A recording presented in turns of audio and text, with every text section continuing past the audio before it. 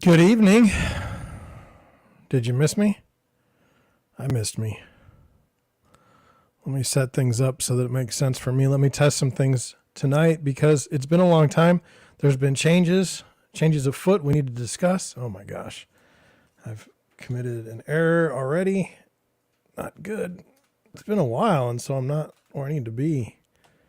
Okay. That's better. Let me check some more stuff here just to make sure things are working. Make sure you can hear me. I would say stuff like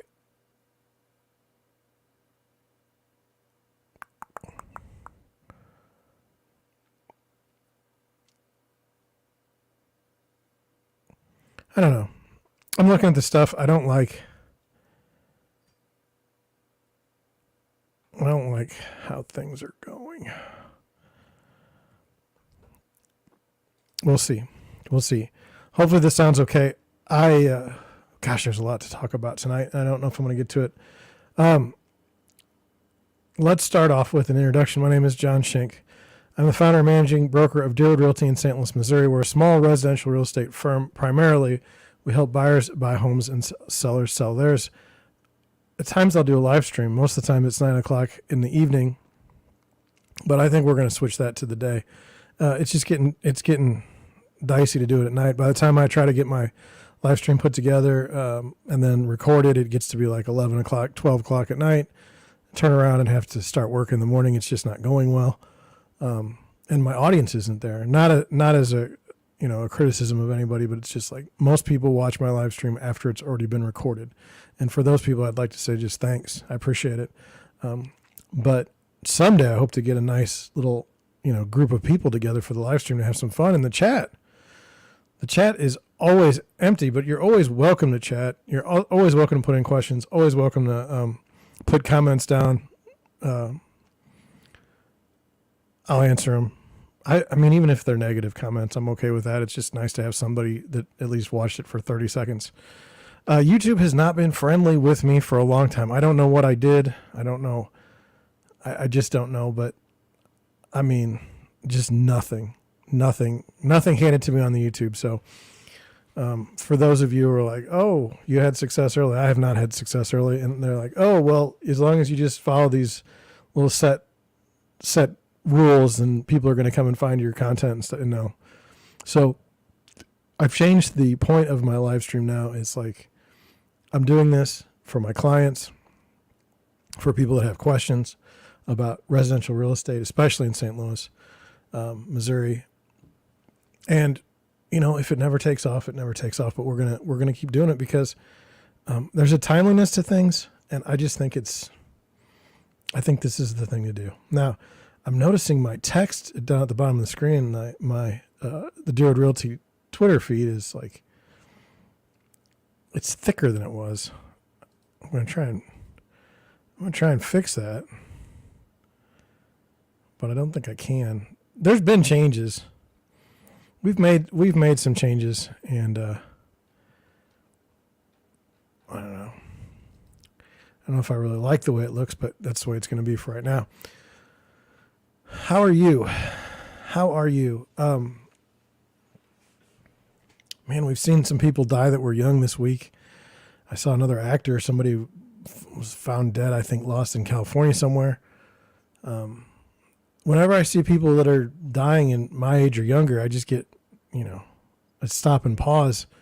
We're not guaranteed another day on this earth. So it's something to keep in mind. I know it's kind of dark, but we're going to transition that to where have I been and what's been going on. Well, last week I knew that I had to do the floor, the sewer, the kitchen sewer. It's been since Thanksgiving that I haven't had a line. My sewer hasn't been done since then. Now, all kinds of things have happened. I've gotten sick. I've gotten some deals that I had to do. And the fear has always been, I've got to do this live stream at 9 o'clock. And so there's been some days when I worked on the, hammering through the concrete, digging up the pipe, that I was just so beat by 9 o'clock that there was no way I was going to be able to do a live stream. So I was like, last week I was, I'm just going to go ahead and go and just do it, and it's going to be great. and just take the week off from streaming. I've been a little frustrated with the streaming because I think Saturday of last week, I had 136 subscribers, and then I woke up in the morning and it was 135. And it's irritating. It's irritating. I know I've got something good. I know it, but it's not coming through. And so it's frustrating. And so I get frustrated at times. And anyway, then I don't even remember what got me off track last week. But this week on Sunday morning, I dug far enough that I needed some expert assistance from my dad. Some how do I say it? Just somebody to bounce something else off. Because I've gotten the sewer dug out pretty well. And we agreed on the same thing. So now I have to do some more work. But anyway, Sunday, I was ready to hit it hard Monday morning. And I woke up and both of my ears were like clogged up. Like I couldn't hear anything in my face from right here. It was like in pain. And back here, it was right there and right there. And my balance was off. I was like, I had vertigo. And that was Monday. I couldn't do anything really. And then Tuesday I felt terrible again. And I'm trying to remember what day today is. Is today Thursday? I missed a day. And then so Wednesday, I was like, I said to my wife, I think we need to go to a doctor because I'm not getting better. And obviously you have fears of, the latest pandemic and latest stuff that's going around, but I just never felt this way before. I was really, really tired. The Monday that I was at home, I slept all day. And so then yesterday I went to the doctor. It's a sinus infection. And they gave me a shot. And when they gave me a shot, it was at 3:00 in the afternoon. I lost my voice. The day before, I couldn't even talk. I had my voice, but I couldn't really talk a lot because it was just making me tired. So then yesterday, I lost my voice. Today, it's not back. I don't know if you can tell, but it's not back. But I don't have the floor done, and I don't have my live streams for the last week, and it's just frustrating. So, I hope to get back at it tomorrow. But I had a real interesting thing happen, and I'm kind of curious as if it's happened to you before. Is right before I went sick, we went to Costco, and when I was there, I was just mean. Not to anybody, I wasn't mean outside to anybody. It was just bad thoughts, negative thoughts. When I got home, I had negative thoughts. I was just not who I normally am. I just wasn't myself. And kind of arguing with my wife, not really. She's like, I don't know how to say it. She's great. Just great. So even if I want to argue with her, she most of the time won't even bother with it. She'd win anyway. But even now, I've been on for 9 minutes. My voice, I can tell, is going. So it's probably not going to be a very long stream night. But I wanted to get out and I wanted to talk to you guys because, like I said, there's so much going on. And so I don't even know how we're going to do the show tonight. I'm just going to go as long as I can and then cut it. But it's good to be back, and hopefully I feel better. I think last couple of months, I think out of every month, I think about a week I lose to sickness. And, how do I put this? I'm 45 years old, and I've had these I've had surgeries now, 2 surgeries for the same problem, and the recovery for both of them were pretty hard, to be honest. And it caused me to eat more than I should, and it caused me to, I shouldn't drink as much soda as I do, and now it's just out of control. I'm carrying more weight right now than I ever have in my life, and it's on the list of things to fix, but I haven't gotten there yet. I got to get the sewer done. I got to get the basement fixed. I've got to get a security camera for the outside. We'll talk about that in a minute. And then I got to get moving again. I got to get healthy because this is just no way to live. Just carrying too much weight. My shirts don't fit right.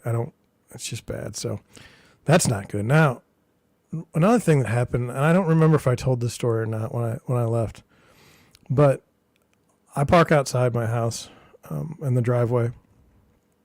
My stepdaughter had parked next to me, and she was home from college. And on our street, just on our street alone, there's probably 50 to 100 cars that aren't in a driveway.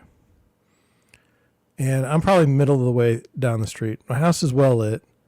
But on Sunday night of last week, my wife and I heard a noise at about 12:10 at night. And I was asleep. It was dark, and it woke me up. And I wear contacts, so I couldn't really see anything. My wife has got vision that's a little bit better than mine. She managed to look out the window to see two fellows running to a car and getting in and leaving. It sounded weird. It sounded strange, but I'm to an age where confronting would-be criminals in my front yard without any weapons, it's not where I'm at in my life. When I was 25, 35, yes. 45, no. So I got up on Monday to go to work, take my wife to work actually. And my license plate bracket was on the ground and my license plate was gone. Now there's still one license plate. And in Missouri, you're required to have two license plates, one in the front, one in the back. They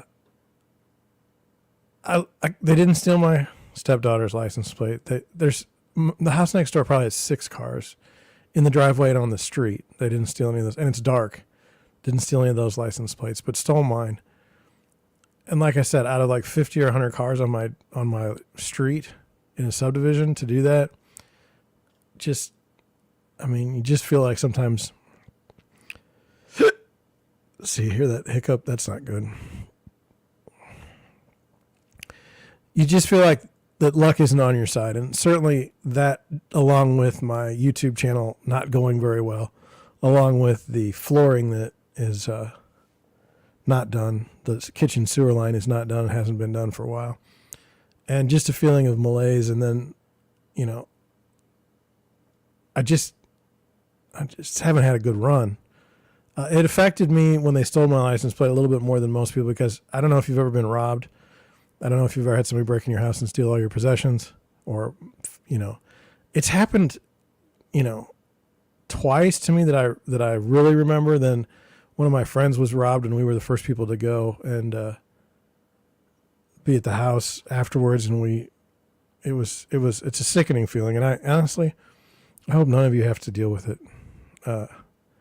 But when that happened to me, the license plate, it brought back all these negative feelings from years past, and it was really dark. So the first thing I did was I called the police department and I said, someone stole my license plate, and I was ready just to put a statement in over the phone, because I don't have anything to go on. But I got done with the call, and the police officer said, well, we're going to send somebody out. I said, okay. Now, I didn't know when that was going to be. I didn't know what this was going to entail. And so so I don't know what time it's going to be. I finally, I hear the door. I go to the door, and there's this cop standing there, and I got my dog, and I'm like, do you want to come in? No, I don't. What do you want from me? Because I've given all the information to the person on the phone. So he goes outside. The first thing he says, do you have any video of it? I said, no. He's like, is this your car? Yes. And my only reason to even report it to the police is I just feel like when someone's trying to steal your license plate, they're probably not stealing it because they're going to go do something good. And the last thing I need is something that, like, I don't need the hassle. I just don't need the hassle. I don't want to deal with, even if I don't do anything, I don't want to deal with the hassle. And so he's like, did you see the car? And it's like, no, because it was dark and I couldn't see anyway. It was my wife and she couldn't see anything. She doesn't know what kind of cars. I mean, I have a ridiculous knowledge of cars because I love cars, but she doesn't. And so it was totally worthless, but I reported it. And then, then we had to go to the license office, and you had to get a notary and you had to stand in line. So all my Monday was just toast last week. Why am I telling you this? I don't know. Because it did not, being upset about it did not stop for probably the whole week. I immediately ordered from Amazon these screws that are not, they're kind of tamper proof for the license plate brackets for my stepdaughter's car and mine. And then, like I said, we're going to get security cameras. I'll put those in. That's the next thing on my list. But anyway, why am I telling you that? It just sucks. And I just want to tell somebody. It was bad. So we'll move on. I have this thing. I wrote it down. But, oh, yeah. So let's go into another. This might be just a sad stream. It's getting that way. I am a business owner. I'm not like proud of it in any sort of sense, but it fits in with the situation because when you're a business owner, tax season comes up after the year. You have to send out your 1099s to your agents. You have to look at your books and see like, what did you do this for the year? And it sucks. It just sucks. I don't want to deal with it at all. I have a bookkeeper, but I have to give them the statements. I don't think I've given them statements forever. I know about how much I spend every month. I know how much I make every month. It's not a problem for me. And like, if I ever need to buy anything, I can budget it just fine. But man, taxes are just, my business just runs on the standard year quarter. And so, we don't have to, we just have to have everything done by April 15th. But here it is January 19th, and I'm like dreading the day that I have to prepare for the taxes. And I just got the letter today from my CPA, and it's just like, ugh. And I'm curious. How many of you out there have to deal with this every year? Do you like it? Are you so organized that it doesn't bother you? To me, every year it's just a reminder that I should have done this or I should have done that. It's just irritating. So that's why I wrote down taxes. Let's see. I got two other things. Okay. Now this goes back to one of the first things, and that was because I'm doing all this work in the basement. I've been sawing concrete and I've been drilling concrete and I've been hammering concrete, breaking it with a sledgehammer because I have a 4-inch slab in my basement that's, above the sewer line. And so normally I have to wear a mask. Normally I have to open the windows. We have 2 little windows in the basement. But all of my stuff now, everywhere in the whole basement, is just filled with a layer of dust. My microphone, the lights, you can't really see them above me, but there's 2 lights above me. They're actually behind me. We'll talk about that. We're going to get more lights. They're coming like Saturday. But anyway,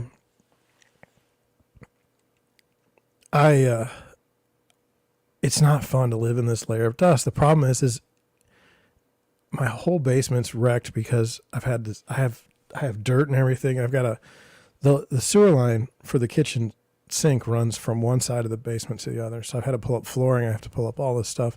I've showed pictures of it in the past. It's worse now. I'll probably try to get a picture for tomorrow. But it's just bad. And so now I'm living in this dusty situation. It's terrible. Everything's full of dust. I'm overwhelmed basically with the dust. Now,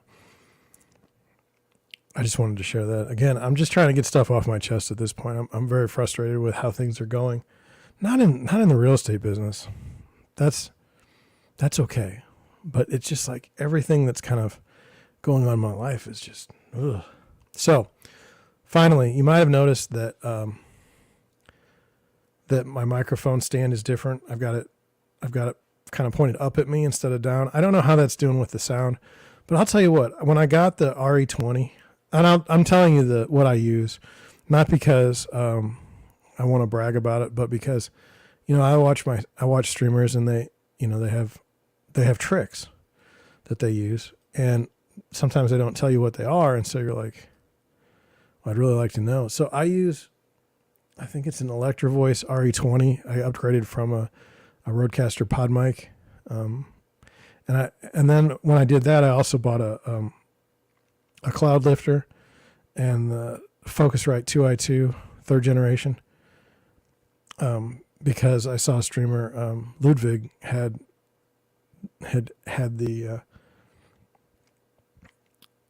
Focusrite, and like, look, I want the best stream I can get. I want to do the best I can. It's easy to fall in this trap. Like, I can't do a live stream because my sound sucks, or I can't do a live stream because my video sucks, or I can't do a live stream because of this or that. But when I bought the new stuff, I'll be honest with you, I'm not happy with the sound. I don't think it's a microphone thing. I don't like the way the Focusrite works, and I don't really feel like I need a cloud lifter in addition to. I just don't like I said, I just don't like the way my voice sounds. I don't like the way. I feel like it clips too much. So, and I didn't when this microphone is flipped upside down. When I got this new EV20 with the shock mount, it was 10 times bigger than my pod mic. I mean, it was huge, and the pod mic was kind of in front of my face, like right here, I think. And so whenever I would talk into it, it would just be like you'd see this big old microphone stand, and it was like the camera was like, I don't know what I'm supposed to focus on, if I'm supposed to focus on the microphone or you. And it just wasn't going to work. And then so today I went to get my microphone. I have a stand as well, but when I did that, like the microphone was coming up to like here, which made no sense. Like no one wants to see that. So I've made this change. It feels pretty good. The problem is like it's right in the middle, and there's no clearance. It's right on the desk, so there's no clearance. So we'll just have to see how it goes. Like, so see, right now I'm trying to get a soda, and I have to go in between and come around.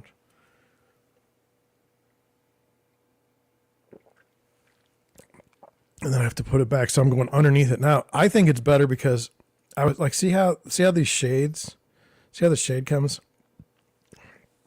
I don't like that either. I didn't like that. And so I went already and bought lights, 2 LED lights with soft boxes. They're supposed to be here Saturday. I don't know if I'll get them installed. I have a weird situation. My studio, if I back out more, like, so if I put more space between me and the back wall, there's all this stuff, okay?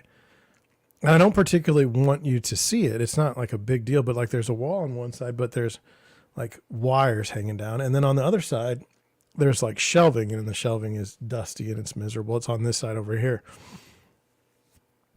So if I were to go forward also, like I'm very bald, you can see. So these two lights, I think they're a little bit forward for me, but what I want to do is I want to get some more lights kind of over me in a soft setting and warm. And hopefully that will fix. I feel like that's been a lighting problem because, like, can you see right here, this shade that my shirt's causing? Like, that's weird. Okay.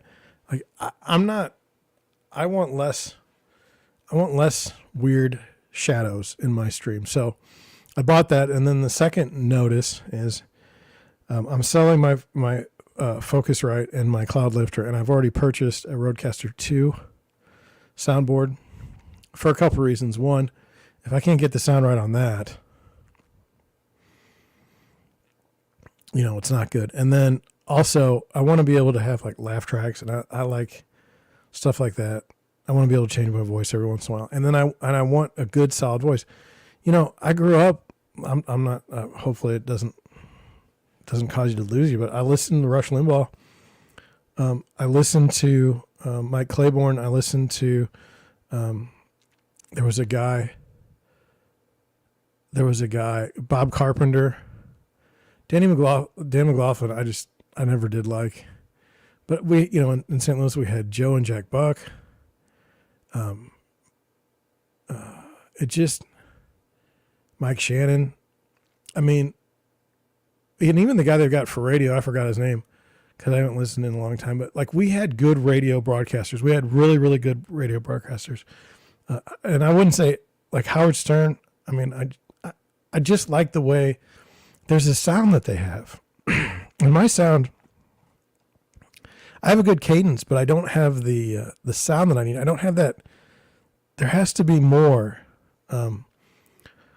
I don't want it to be too fake or anything, but what I'm getting now is like a kind of a tinny sound, not a good deep, good sound. And so with that Rodecaster, if I can't pull it off with that, I guess I just can't. And the other thing about the Rodecaster is right now, I'm not saying that it'll ever happen, but I'd kind of like to do a podcast where like I interviewed somebody that was like local about, market news or something like that. Well, I have my Focus right here, and it's got another line I can put it in because it's a 2, but I've got that Rodecast. I've got the Rode Pod mic that I would use for that second one. I don't have a stand for them, and I already know I can't even do it down in my studio. It would have to be upstairs, but at the same time, I want to be able to do it if I want to. And so, to me, it just makes all the sense in the world. And my friend had a bought a Go XLR, but he's running a Shure SMB7 microphone. I've stayed away from the SMB7. I'm sure it's a great microphone. I just wanted something like what my podcasters, the people I look up to use, and they all use the RE20. So that's what I use. And I'm not ashamed to admit that like I'll steal any idea I can to get better. So anyway, I think I am going to leave the arm the way it is. I can't use the stand microphone here. That's going to look stupid. I'm going to leave it like this. Saturday or Sunday, you should see me fixing light boxes to change the light program. It might take a couple days to get it set up. I'm supposed to get the Rodecaster Pro 2 tomorrow. I don't know how hard it's going to be to hook it up. If I can get it hooked up and just like a basic sound, I'll do it tomorrow. I mean, I'll have it for the stream if I stream. But if not, it's coming, and don't expect perfect the first day because it's not going to be that way. So one final thing, you guys know my computer's old as dirt, and I've been nervous about, like I'm starting to have pretty good, how do I say it? Starting to have pretty good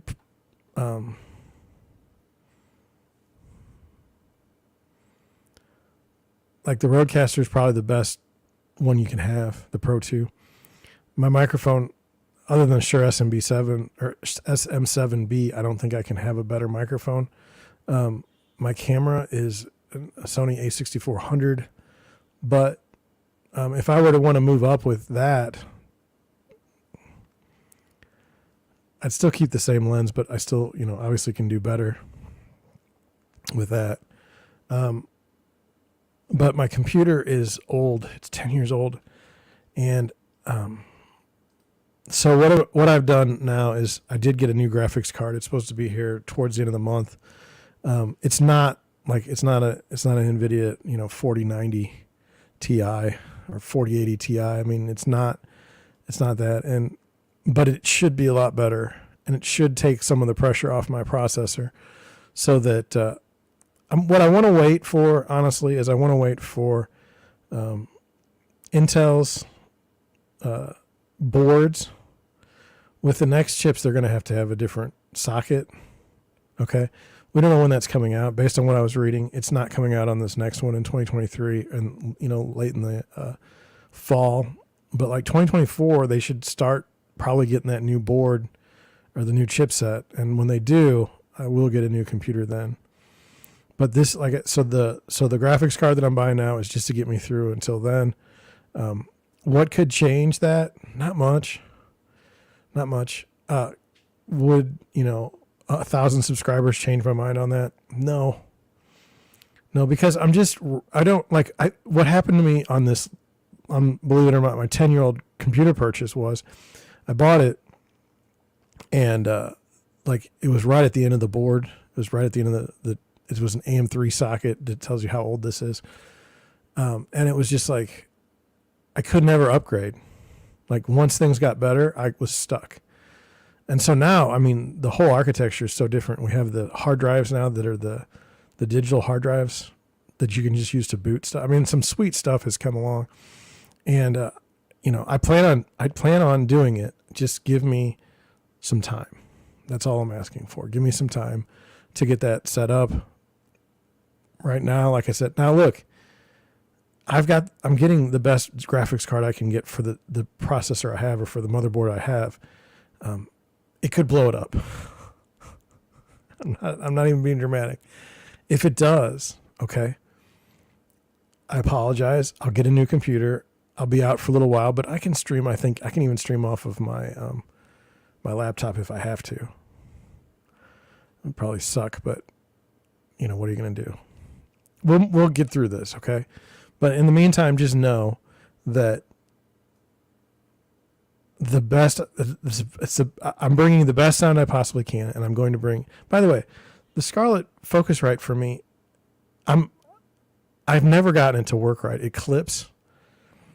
It just sucks. I just hate it.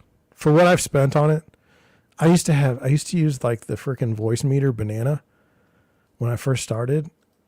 It was resource heavy, which wasn't good for me because I didn't have a lot of resources to spare. But it worked. Worked a hell of a lot better than this.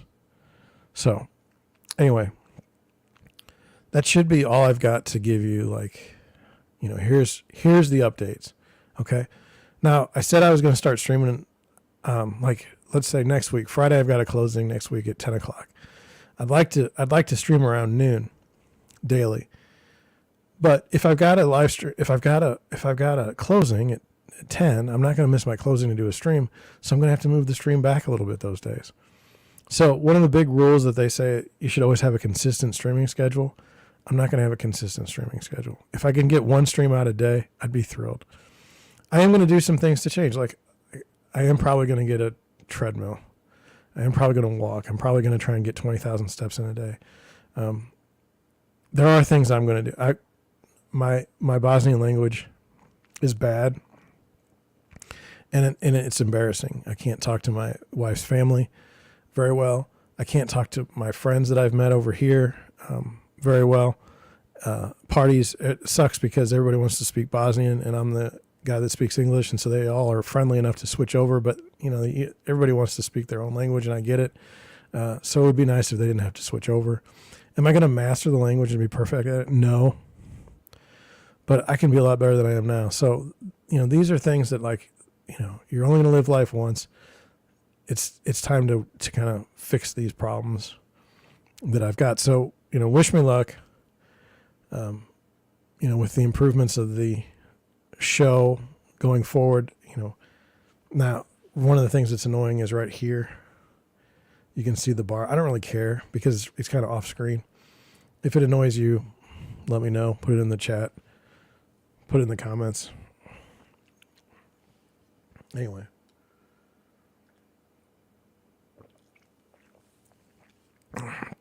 So when am I streaming tomorrow? I don't know.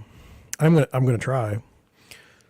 I kind of want to wait for the roadcaster to get here, but then I don't know. So other than that, let's get to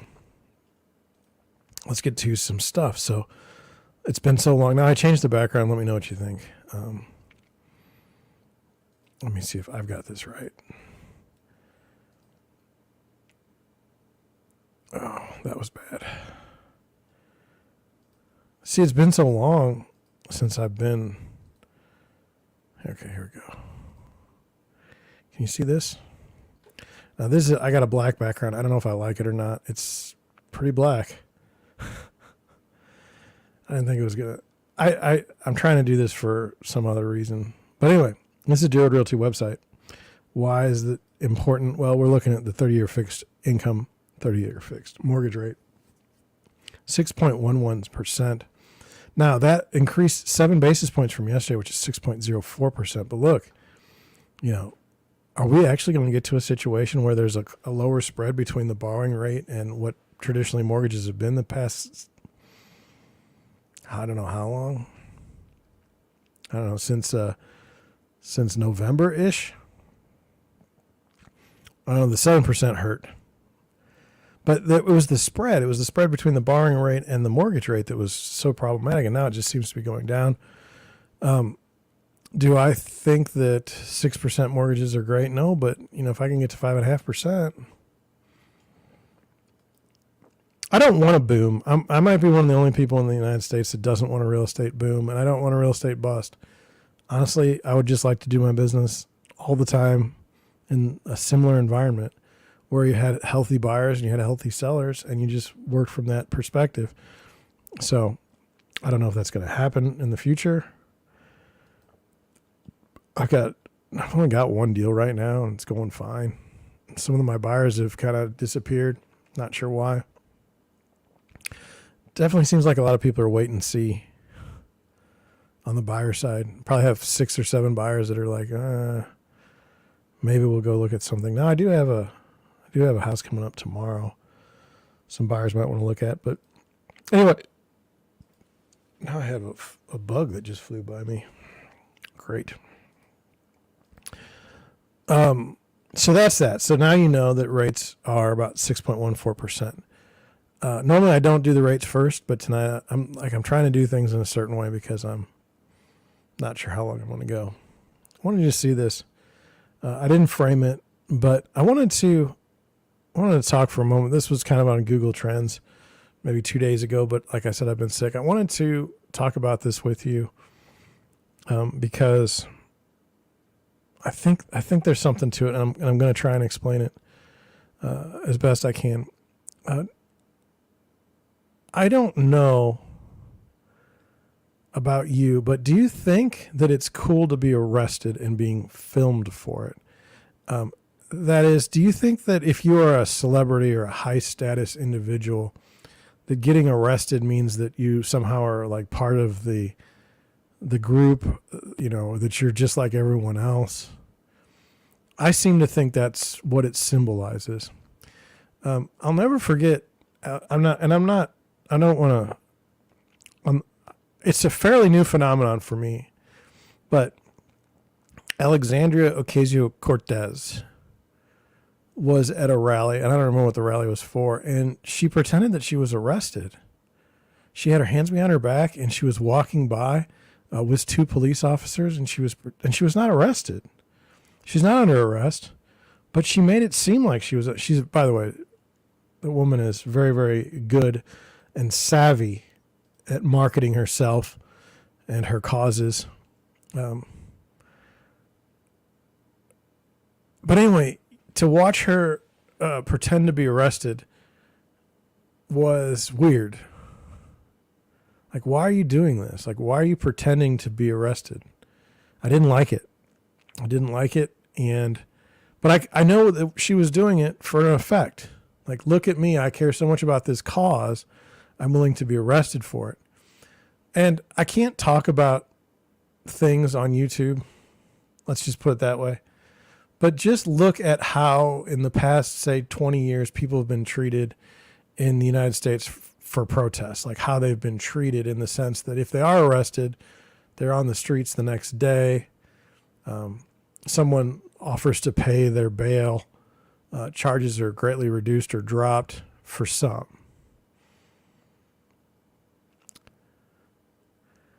But anyway, this getting arrested thing. So I saw this video floating around, and by the way, Greta Thunberg, an odd human, an odd situation. I've never really understood what's going on there. It seems like there's just this kid out there that was just yelling, like you killed the planet.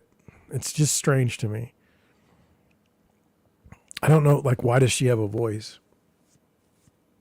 I'm not saying she's not allowed to have a voice. I'm saying I don't understand what she's done to warrant lecturing others on climate change. But anyway, so then they have a video of her being arrested for something, and I'm like, why is she being arrested? Right? Like, I don't understand this. But it goes back to the AOC thing. It's like there's this reward if you're a protester that you are arrested. It's like a moment of, like, I guess, like you're at one with the people. But it turns out, it seems like, I mean, Snopes is not great on fact checking, but anyway, it says, was Greta Thunberg's arrest at an anti-mining protest strange? Now, there's a video, you can see it. And there she is. She's all happy being arrested. I think she's holding her legs up. I don't think that she's being detained, but it says Swedish climate. I didn't know she was from Sweden. Climate activist Greta Thunberg made headlines while protesting in Germany. Now, so I don't understand how this girl, like, who's paying for her to fly to Germany? I don't understand.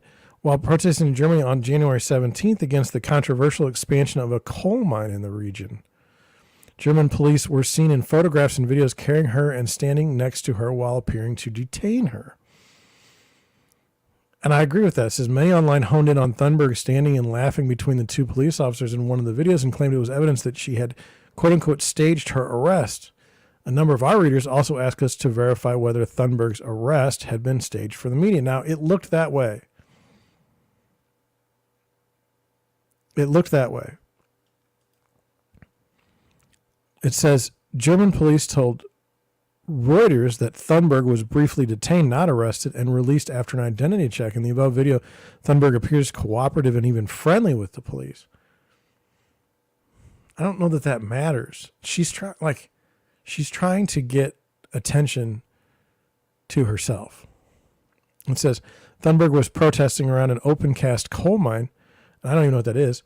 When police warned her and the other protesters to move away from its edge, she was carried away by 3 police officers and held by one arm at a distance from the edge of the mine and eventually escorted back towards police vans. She was released later that evening. Now, I don't understand. Like, I mean, look, this is a different country. This is, this has to be like for PR, but it's the arrest part that's fascinating. It says, an abandoned village near the mine was being cleared for the mine's expansion. The mine owner had agreed with the government to demolish the village in exchange for their phasing out of coal power by 2030, and the village is expected to be the final one to be swallowed up by this mine. But climate activist says this will result in more greenhouse gas emissions, and Germany should be focusing on developing more renewable resources. So the only reason why I'm telling you this is because, or the only reason why I'm reading this is not because I believe necessarily that this has, I don't really care about the cause. I'm talking about just this being arrested thing and how it's somehow a badge of honor. It says after the arrest, Thunberg tweeted saying they'd all been detained and kettled by the police. Kettling refers to a crowd controlled by police where in a group of people are confined to a smaller area. So what? It says the police told Reuters Greta Thunberg was part of a group of activists who rushed towards the ledge of the mine. However, she was then stopped. And why did she rush towards the edge of the mine? However, she was then stopped and carried by us with this group out of the immediate danger area to establish their identity. They added that one activist had jumped into the mine. And look, this is the part that is so fascinating. Like, it's like human nature, okay? Like, your symbol for this protest has been fake Greta Thunberg arrest. But someone actually jumped into the mine. We don't even know who that person's name is. There's like this star power that Greta Thunberg has that this other person that jumped into the mine doesn't have. They're both humans. They both seem to want the same thing. Yet we know the one person's name and we don't know the others. It says a series of photographs of the incidents at the scene indicate that the police was indeed taking Thunberg away, holding her for a brief period before removing her from the scene in police vans. So they say that they removed her from the scene in police vans. I guess, that's not really arrested. We should note that activists often plan such sit-ins and protests as media events to publicize their cause. in full knowledge that the police and media will be present, which is to say they are in a sense staged. I mean, no shit. Though any arrests or detainments that occur are no less real for their having been expected to occur. Let's try to understand that line again. Though any arrests or detainments that occur are no less real for their having been expected to occur. So a detainment is not an arrest. That's the issue I had with AOC with her arms behind her back when she wasn't being arrested. The Greta Thunberg being carried away. I mean, could she have just walked to the police van? I mean, it is par for the course to expect that photographs and videos will emerge from such a protest, and that it is a key part of Thunberg's activism. In this case, the situation likely developed organically, if predictably. So, look, the person that jumped in the mine, we don't care about. And that's the way it is with everything. Like, you have to have this, like, celebrity cause. She's it. Just look at her smiling. Look, I got arrested. Yay. I don't know what to think. You tell me. Let's move on. Now, look. I don't know where I'm going right now. I'm 46 minutes in. I got nobody in the chat. My voice is not great. And I got 3 articles from Zero Hedge, which is kind of crazy, but I've been gone for so long, and then I got some tweets. So I'm going to go to tweets first because I just feel like that's where I want to go. Please forgive me. So I'm going to do that and then go this way. So this is Contra, and I thought this was interesting. It says, things you don't see heading into a soft landing, added to the list. Auto crisis worsens as rate of severely delinquent loans hits 2009 levels. It says the worst auto buying conditions in 40 years due to high prices and high rates. Now, I wanted to talk about this from my own perspective. I don't know if I've told you or not. In January of I'm going to say 2021, we bought a car for the stepdaughter, and it was, let's just say it was about 50,000 miles on the car. It was used. It was very old, but not many people had driven it. So, I liked the mileage, and it was a great car. We paid a good number for it, I felt. And then I needed to get a car for my wife because my wife's car was just mechanically totaled. And we didn't. This was like 2023. No, it was 2022. Car prices just shot through the roof. The same car that we would have bought for my stepdaughter was now the same specs, was $6,000 more than what we had paid, which makes no sense. Why would we pay a $6,000 premium for the same car 1 year later? As I saw it, okay, maybe if I hadn't bought that car originally, but I was just new to the market, maybe I wouldn't think too much about the prices. But there has been anecdotal things I've been noticing, like pickup trucks, which I love a pickup truck. Like a new pickup truck's like $40,000 to start, and you're looking at 50 to 60, sometimes 70 or 80 for the GMCs. That's insanity. So we heard about the chip shortage and we heard about supply chain issues, but it doesn't really matter when things are so expensive, and I'm just not paying it. And so, we dropped down to 2 cars. My stepdaughter has a car, and my wife and I have a car, and my wife drives my car. And normally it works out fine. It worked out pretty good during the pandemic because she was working from home. Now she does have to go to work, so I take her to work in the morning, and it's not bad. It's really not bad. I actually enjoy spending time with her, but she needs a new car. And we're looking at these prices, and it says the worst auto buying conditions in 40 years due to high prices and high rates. Look, the rates are terrible, but I never would buy a car on credit. I just think that's stupid. Why would you buy an asset that declines? And it just doesn't, and finance it. Why would you finance a declining asset? Doesn't make any sense, or depreciating asset. And then when you buy a car, the high prices are what are keeping me from buying a car. I have a certain amount of money I'm willing to spend for a vehicle. and I'm not willing to spend more. But now we've had weird things happen in Missouri. So one of the things that's happened is we get personal property tax, and that's your vehicles, basically your boats, ATVs, trailers, things like that. Well, used car prices have gotten so out of whack that people are actually paying more now. They've been hit for higher property tax on their cars because the value of their cars have gone up, and they're used, it never used to be that way. Never, like for personal property tax, if you had the same vehicle, the next year it would be less than the year. Now it's more. We know that insurance rates are going to have to go up to insure these very, very expensive vehicles. So the auto market is just a disaster. But then the high prices, now they have come down a little bit, but we're just sitting and waiting. As soon as we get to a number where we're comfortable, we'll buy. But when that's going to be, is it going to be this year? I don't know. I'm just not going to do it. When you're 20 years old and you say you have to wait 6 months to do something, that's an eternity. Okay. But as I've gotten older, like with stocks, with cars, with houses, I'm not going to pick the exact bottom, but I'm sure as hell not going to buy at the top. You're not going to see me buy at the top of anything.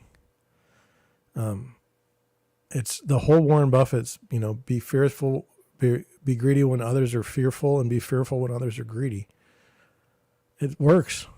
I'm not Warren Buffett, but I'm just saying. So anyway, I bring this to you. One oddity though, and it happened to me when I bought my car, and this was in 2015.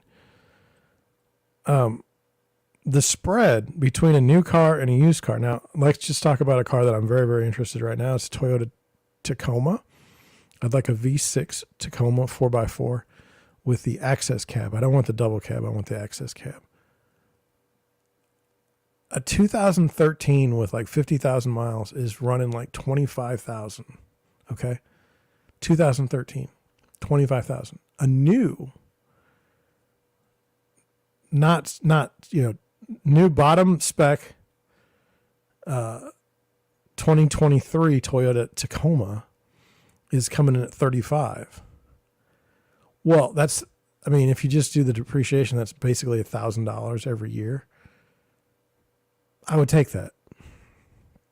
If you could tell me that in 10 years, I would only be down $10,000 in depreciation on a car, I'd take it. And that's kind of what happened with the Subaru we bought. Like, it didn't make any sense to buy a used Subaru at the time. The new Subaru was at times like a little less than what I could buy a used one for. It doesn't make any sense. That's why I feel like the economy is so screwed.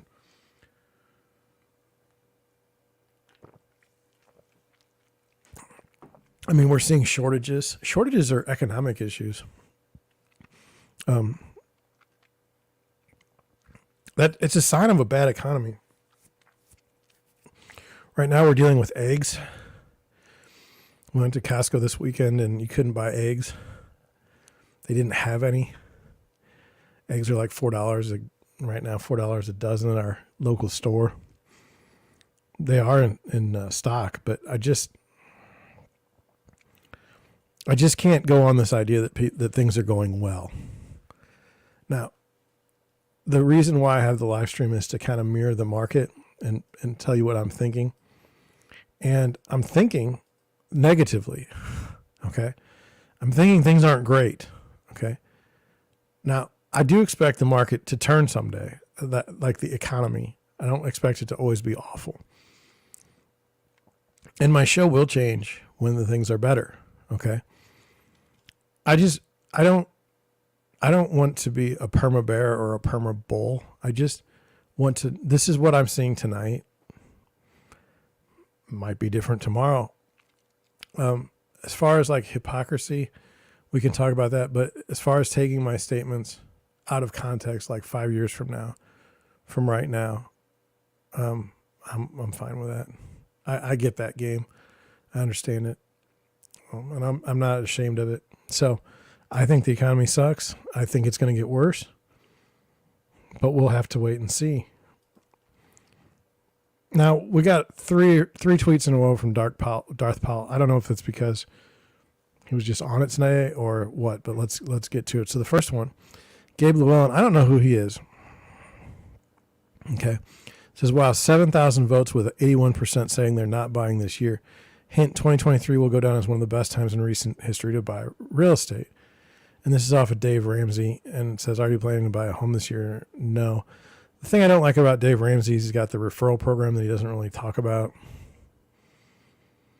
I don't like the referral program. I think it's kind of shady. I don't like it. Also, so this guy that says 2023 will go down as the best times in recent history to buy real estate, I don't know that that's true. I don't know that it's false. I suspect he's not accurate. Darth Powell writes, are you going to apologize to all the people who get buried in debt as prices fall? Yeah, I mean, that's kind of the issue. Now, it just depends. It just depends. He says, I never told people to pay $50,000 for asking away while contingencies, but in 2023 we'll be shopping and we'll likely be offering $50,000 under asking. This guy is not accurate. I'm just telling you as an agent, I would not work with him, and I would not be interested in what he had to say. Just based on my own business, watching this guy. He says he's helping millennial entrepreneurs and owners build a family legacy. He is not doing that. He's a soothsayer. I mean, yeah. Here's another one. Darth Powell. So they have to look at these chats now, these charts. I'll pull them up, but they're not really obvious. You've got housing affordability. 2006, we saw issues. Then you saw the drop. 2022, you've got issues even higher than before. You see the drop. Now, I think there's another chart here too. This is mortgage payments, interest rates, and inflation-adjusted loan size. So this is 2022. This is the average price you'd have to pay for a home. It's at $400,000. Okay. Now, I don't know if I close it. Okay, I didn't want to mess it up. Okay. So he writes, 75,000 median household income can afford an $1,800 a month mortgage payment, which is absolutely ridiculous. Guess what prices need to get to for the buyers to return? Median price on a median home sale needs to be $300,000. Current $440 is the last time I checked. That's a 30% plus drop at 6% rates best case. So he's saying that the market has to drop to where the median price on a median home is $300,000. I don't think it's 440 right now. I think we're at like 415, 414. But prices do have to come down for this to work, for the numbers to make sense.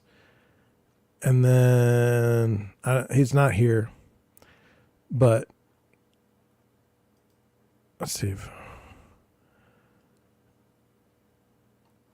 I don't see it. Anyway, he goes on later to talk about he doesn't see a soft landing. I don't blame him. I don't see a soft landing either. But I do see this.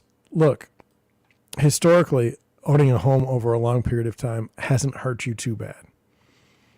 That's what you should go on. It's not much, but you should probably not be investing in your home. Like, the home is probably not the best investment for you. It is an investment because, I'm sorry, I hit the microphone. It is an investment because it's one of the only places that you can use leverage to acquire something you otherwise couldn't afford. I mean, it's financing. I mean, you don't have $300,000. You have like what, 80? You put that down, and you can buy yourself a $300,000 home at artificially low payments. I mean, if you're sitting there right now at 3% interest rates, you're like, this is sweet. If you're at 6%, you're like, I don't really feel so great about this. And if you're at 7%, it's like, this is not good. So, do you believe that prices will get down, median home prices will get down to the $300,000 level? Again, from my perspective, it doesn't matter. It really doesn't. The way my business is set up is transactions. I have to help people buy homes and help people sell homes. It's not, I don't control the prices. The buyers and sellers kind of control the prices. I mean, I make offers based on what I see, but the problem that I would have is if I don't have any transactions, that would kill me more than prices.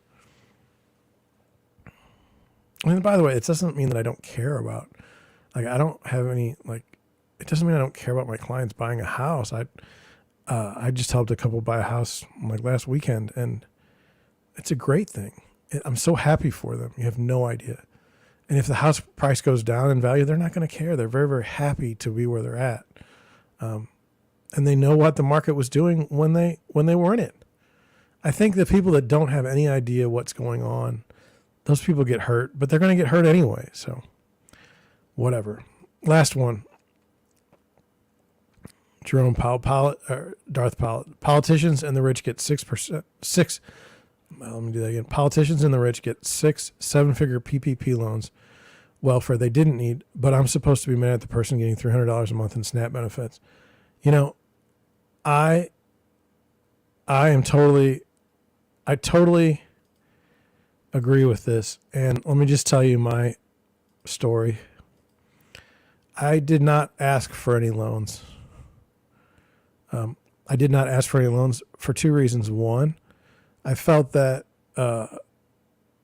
if it's a loan, it should be paid back. And they were already saying they were going to be forgivable, which means it's not a loan. It's a transfer of wealth. So I didn't take any. I didn't feel comfortable with that. I would not do that. And then the other thing is I thought that it would cause tremendous inflation, and I thought it would devalue the dollar. I mean, the more money you put out in the circulation, that means it's going to cause inflation. So this was terrible. Also, you know, why are you running your business to where you can't make your budget? Like the original don't go to work was like 2 weeks. If your business can't handle 2 weeks of not being in business, you're in trouble anyway. I mean, this was rife for fraud. This was rife for money laundering. This was a terrible deal.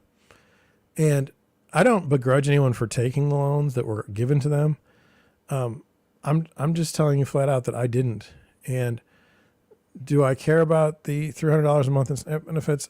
I think this is all a game. I'll be honest with you. Look, Social Security is going to be insolvent. Do they care? No. Does anybody care? No. Are they going to fix Social Security? No. These are just entitlements that are going to continue. Now, do I begrudge? I think I might get stuck on Social Security when I get older. Do I begrudge anyone for, if they're putting it out there? No. It's always the Republicans are going to take away, they're going to steal your Medicare and Medicaid. I've been hearing that since the 80s. Do you know how many millions of people have died just by old age in that time? You'd think that somebody would finally figure out that they're not going to do that, but they don't. They just continue with these scare tactics, and it seems to work for older people that may be a little bit sick. So I think it's right to help people. My concern is, like, if you look at the case of the San Francisco museum owner that called police on this homeless person that was outside of his shop, defecating on the street, drug needles. He finally sprays her with water. He gets all kinds of trouble in his direction. He gets arrested today. And this woman walks free. And it's like, didn't do anything wrong. It's hard for me to understand. I mean, you're punishing the person trying to make money, and then the person, that did all this gets away with it. I don't like it. I am very uncomfortable, but it seems to me that these programs to help the homeless in general have not worked. And I don't feel like it's from a lack of funding. There are people that are literally taking that money and it's never making it to the homeless. It's very problematic. And the same thing with the PPP. It seems like anything that the government gives you, it always comes back to bite you in the behind. So that's where I don't look, like, I think they call them WIC here. You can buy, eggs, milk. You can buy pretty much anything at the grocery store. If you've got a family of 4 and you lose your job and you don't make enough money and you want to buy food at the store to feed your family, and the government's going to give you a little bit to get by, And as long as you're using that for the purpose of food for the family, I have no problems with that. I think, and that's the real issue, is it's like everything gets kind of skewed when you see like these stories that are terrible. And look, the PPP loans are absolute boondoggle. They don't report on it nearly as much as they should. But anyway, let's move on. Last tweet of the night. I just want to check just to see if anybody's in my chat, because I don't want to leave anybody alone. I don't want to leave people hanging. So this is from Kara Mason. It's from a while ago. It's from the 13th, and today's the 19th. But I wanted to go over it because she's a real estate agent, and I want to just go over the way I think about this. It says, in late fall, early winter 2022, I advised buyers to take big chances with their offers. No harm in placing a low ball. It felt like somewhat of a buffet for buyers with next to no competition, and some very nervous sellers. The climate this past week has been different. Now, our markets are not the same. St. Louis is not the same market as Philadelphia. But I would say this, we did not come in. I mean, the low ball offers have not really hit here yet. Even now, you wouldn't do real well with a low ball offer. It says, though aggressive offers are far more likely to be successful today than they were at any point during from July 20 to July 2022, there's been more of a rebound than many of us expected, and even homes that have been sitting for a while are getting plenty of attention. And I would just say, I had a condo that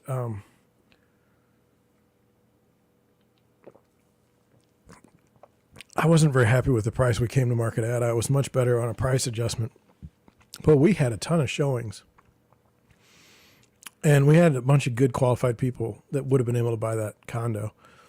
So I agree with that. It's a lot stronger than you would think. You can't go crazy with your pricing, you know. You can't. I mean, I don't think it makes any sense to go crazy. But you are going to get good. There are still good buyers out there.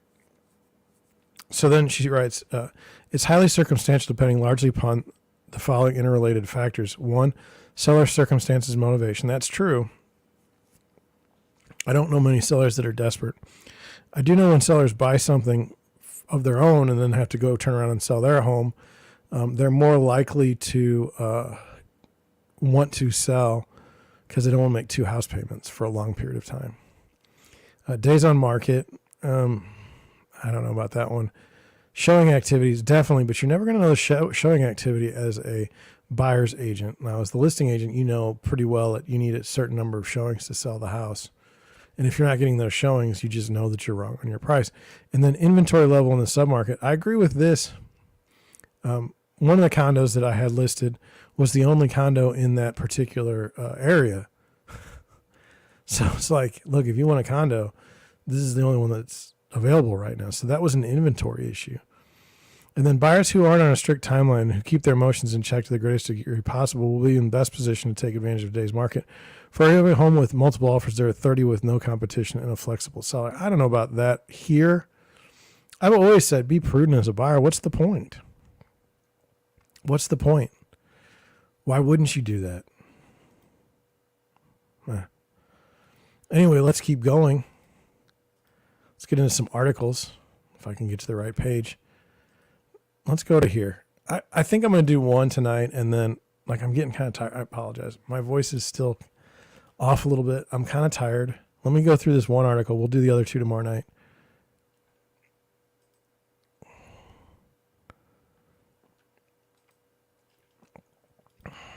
Okay. Here we go. It says housing bust 2.0. San Francisco Bay Area house prices plunge 30% from a crazy peak. It says home prices for all of California are down. It says this was from via Wolf Street. Now, housing bust 2.0. San Francisco Bay Area house prices plunge 30 degrees from crazy peak. It says home prices for all California are down. Southern California too is getting hit, even in San Diego. But the Bay Area is standout in terms of the steep and deep plunge in prices. Sales of single-family houses plunged 37% year over year in the Bay Area. But in Southern California, where price declines haven't been that huge, let sales collapsed by 48%. In all of California, sales plunged 44%, to 240,000 homes, just a hair higher than during the bottom of the housing bust one in late 2007. It says the median price of a single-family houses in the San Francisco Bay Area plunged by 30% in December from the crazy peak in March of 2022, nearly 455,000 from 1.54 million to 1.08 million in 9 months, according to the California Station of Realtor today. The plunge in December after months of layoff announcements by big and small companies in the area was particularly brutal. Now, look, I mean, a $1 million house here in St. Louis is a nice house, okay? It is a nice house. So, I mean, we're dealing with numbers that are very foreign to me.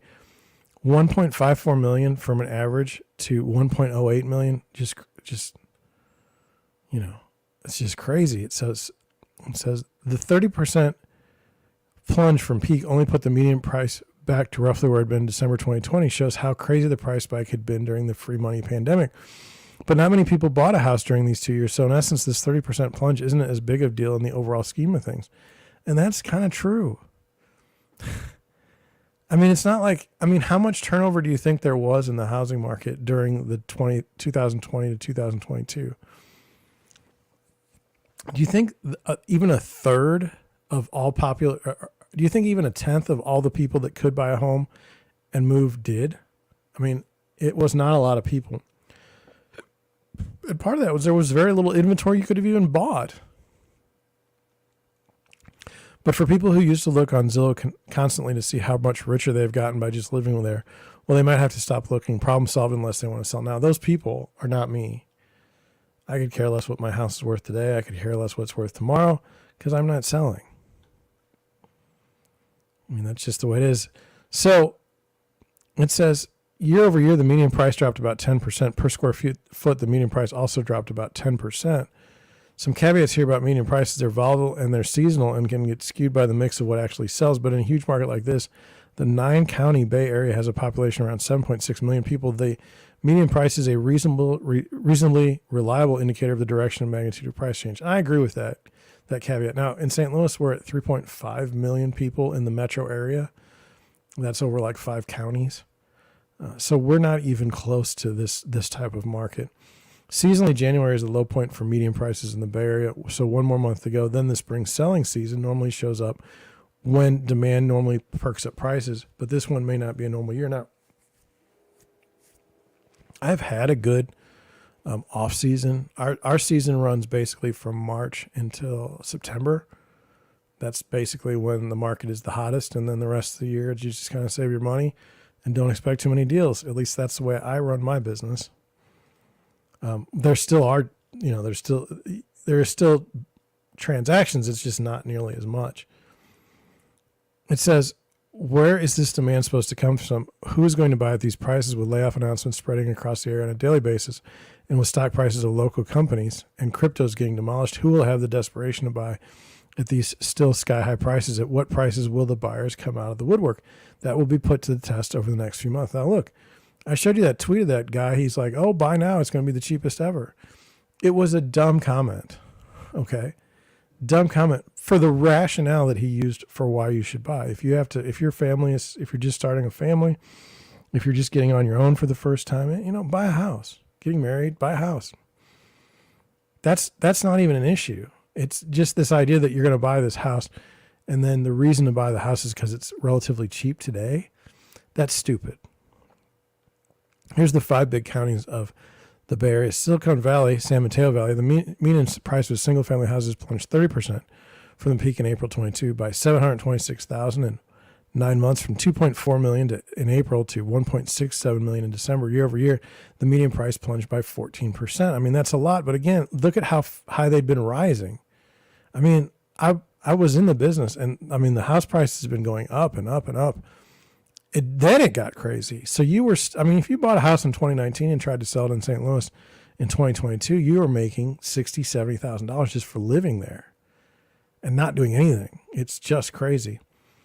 It says Silicon Valley, Santa Clara County, median price of a single-family house price plunged 25% from the April peak in 2022 by 455,000 from 1.97 to 1.48 million. Year over year, the median price plunged 15%. Sales of single-family houses negative 43% year over year. Sale of condos negative 48% year over year. That's not good. San Francisco, the median price of single-family houses plunged 24%, or by $496,000, from the crazy, desperate lock-in-the-low mortgage rate peak of March of 2022, falling from $2.06 million to $1.56 million, despite the uptick in December. Year over year, the median price is down 7.5%. Sales of single-family houses negative 24% year over year. Sale of condos negative 52% year over year. Condos are a big part of the city, including numerous fairly new towers south of Market, where sales have collapsed as the tech companies headquartered in the area, including Twitter and Salesforce, have announced a gazillion layoffs. Year over year, condo prices have plunged 23%. That's not good. It's not good. The worst situation would be you bought one of these condos, because you had a job at like Twitter, and then you lost your job and the market keeps going down. That, like, you say you bought it in like 2022, January. And now you're just sitting there like, eek. Alameda County, the median price of single-family houses plunged 31% from the crazy peak in May of 2022, or by $479,000, from $1.54 million to $1.06 million. Year over year, the median price is down 11%.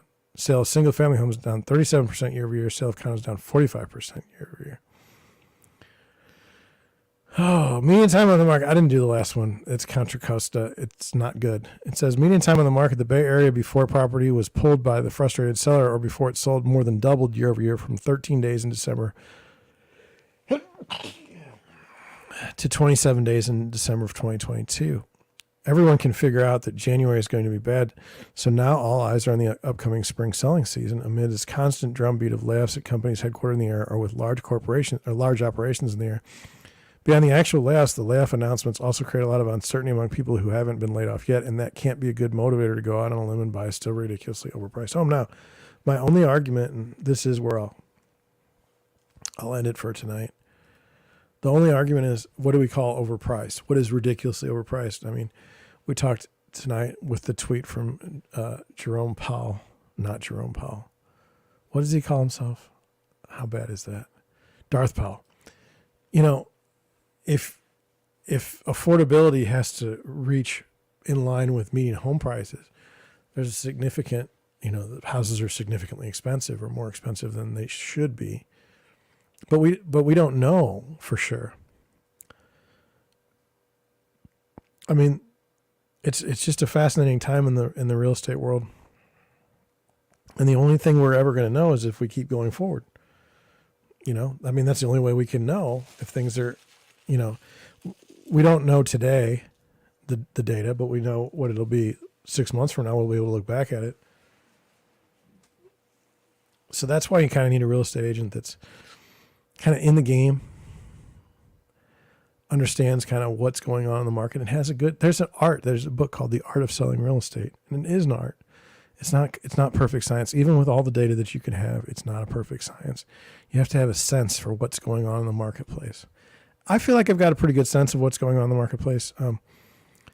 I could do a few more sellers. I could have a few more buyers, but in general, things are good. Things are good for me. So with that, I'm going to head on out. Thank you for putting up with my complaints earlier in the show. I can be reached at Twitter. You can come and chat with me online during a stream. There's not enough people here to worry about. You'd be totally fine. Put your question in the comments. I'll be happy to answer it. And then, look, if you like what I'm bringing, which I like what I'm bringing, subscribe. Hit the subscribe button. You don't have to watch every night. You don't have to watch, at all. Just subscribe. I'd like to get over 1,000 subscribers. It would mean a lot to me. I've been working on this now since 2021, I think. And not had the success I was hoping for, and that's fine. But I'm going to keep doing it because I'm very much pig-headed, and that's the way it is. So, again, with that, I'm going to head out. Thank you for watching. Thank you for listening. I will catch you probably tomorrow. And that's it. I need an outro, and I will work on that next. Good night.